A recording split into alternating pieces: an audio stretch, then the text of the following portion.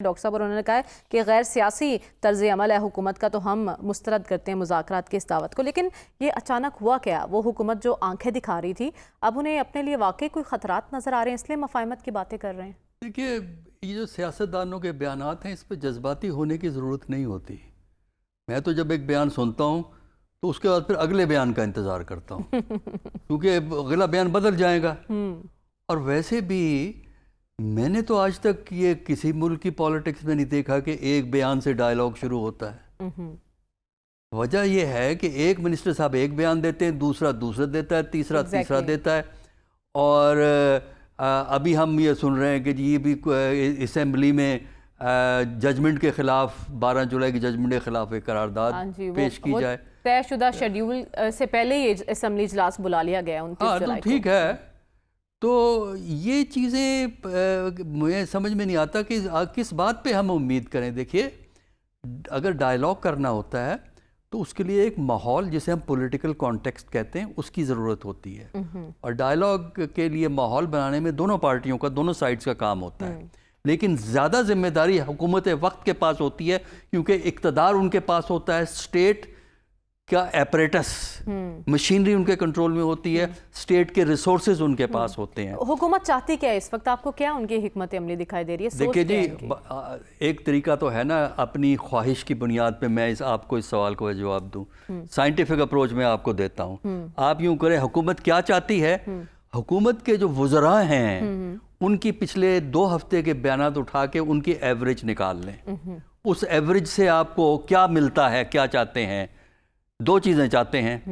किसी तरह इमरान से जान छूट जाए। अच्छा। बयानात पढ़े ना आप। बल्कि कल भी एक बयान चल रहा था एक बड़े लीडर का। अच्छा, और उसके बाद उनका इक़्तिदार जो है वो कायम रहे, इक़्तिदार को ख़तरा ना हो। उनका इक़्तिदार जो ये मुसद्दक मलिक ने कहा है, उनको पीटीआई तो उनको नहीं हटाएगी। उनको तो वही हटाएंगे जिन्होंने पीटीआई को हटाया था, या जो पीएमएलएन को लाए हैं वही इनको हटा सकते हैं। पीटीआई तो इनको नहीं हटा सकती ना। तो ये देखिए, बात ये है कि अगर डायलॉग करना है तो ये पकड़ धकड़ की पॉलिसी ख़त्म करनी पड़ेगी। ये जो बयानबाजियां हैं दोनों तरफ से होती हैं, पीटीआई वाले भी बयानबाजी में किसी से कम नहीं है, तो बयानबाजियां होती हैं। लेकिन हुकूमत को चूँकि एडवांटेज होता है जी। तो किसी भी हुकूमत को एडवांटेज होता है, तो हुकूमत ज़्यादा करती है। तो लिहाजा इस माहौल में तो डायलॉग का कोई इम्कान नहीं है। और अगर डायलॉग होगा, हासिल कुछ नहीं होगा। हाँ, अगर आप माहौल को इम्प्रूव करें, एक ये अंदाज़ा हो कि वाकई आप मसलों को हल करना चाहते हैं, किसी से जान नहीं छुड़ाना चाहते, तो डायलॉग हो सकता है। बाकी ये ठीक है, मसूली तौर पे तो हम सब यही कहते हैं डायलॉग होना चाहिए। लेकिन पाकिस्तान में फ़िलहाल डायलॉग का माहौल नहीं है, क्योंकि सियासतदान अपनी जिद पे अड़े हैं। डायलॉग होगा, मेरी शर्त पे होगा। ठीक है, आपको मौजूदा सूरत हाल में डायलॉग के कोई इम्कानात दिखाई नहीं दे रहे। डॉक्टर साहब, मुतालबात तो जो कर रही है जमात इस्लामी, अवामी इशूज़ को एड्रेस कर रही है। बिजली के बिलों में कमी का मुतालबा आपको लगता है पूरा हो सकता है? और IPPs के हवाले से जो बात की जा रही है, देखिए, जमात इस्लामी के धरने ने एक इम्पैक्ट तो क्रिएट किया है कि इशू हाईलाइट हुए हैं, लेकिन जो उनके मुतालबात हैं उनमें से बेशतर हुकूमत मंजूर नहीं कर सकती। अच्छा। और दूसरा, इतने जो बड़े बड़े मुतालबात हैं अकेली पार्टी के कहने पे नहीं होते। उसके लिए एक बड़ा कोलेशन ऑफ फोर्सेस चाहिए जो गवर्नमेंट को असरअंदाज जो है वो कर सके। अलबत्ता इशूज़ हाईलाइट डेफिनेटली हो गए हैं। और हुकूमत अगर यही एक काम कर दे कि ये जो IPP के, देखिए ना, IPP के जो बेशतर माहदे हैं वो 93-94 उस वक्त पीपल पार्टी की हुकूमत थी, और 13 और 18 के दरमियान हुए हैं। 2013 और 18 के दरमियान हुए हैं। चाइनीज़ के साथ जो हुए हैं, उस वक्त PMLN की हुकूमत थी।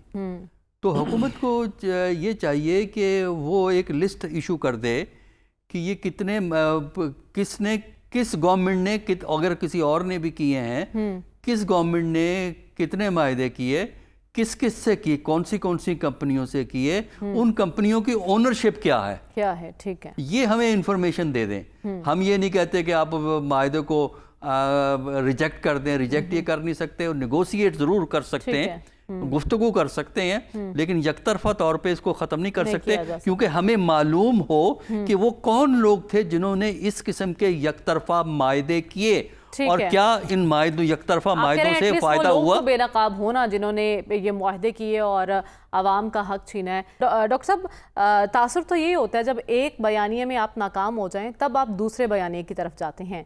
क्या पीटीआई के साथ भी यही हुआ है? देखिए, पहली बात तो मैं इस पीटीआई के बयान के मुतल्लिक वही कहूँगा जो मैंने पिछले सवाल के जवाब में आपसे कहा था कि मैं सियासतदानों के बयान को सुनता हूँ और फिर उनके अगले बयान का इंतज़ार करता हूँ। तो ये हर पार्टी के बयान पे ये बात जो है अप्लाई होती है।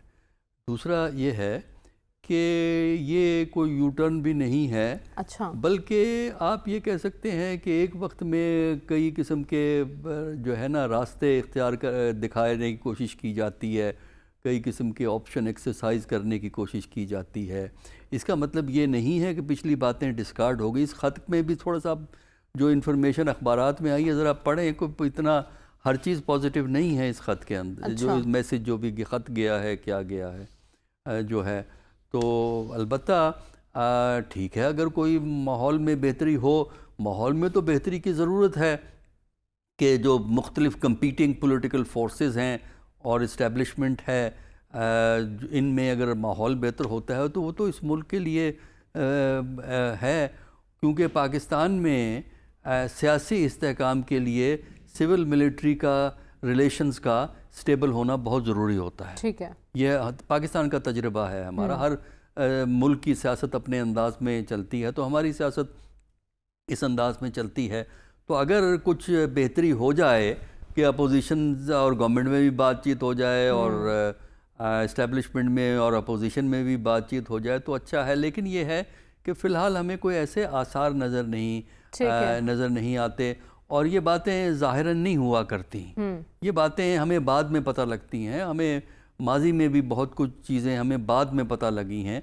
तो ये भी अगर कोई फ़र्क पड़ा तो माहौल से हमें अंदाज़ा होगा, लेकिन फ़िलहाल हमें कोई ऐसा इम्कान नज़र नहीं आ रहा है, कोई ऐसा आसार नहीं है। ठीक है, आपको ऐसे आसार नज़र नहीं आ रहे।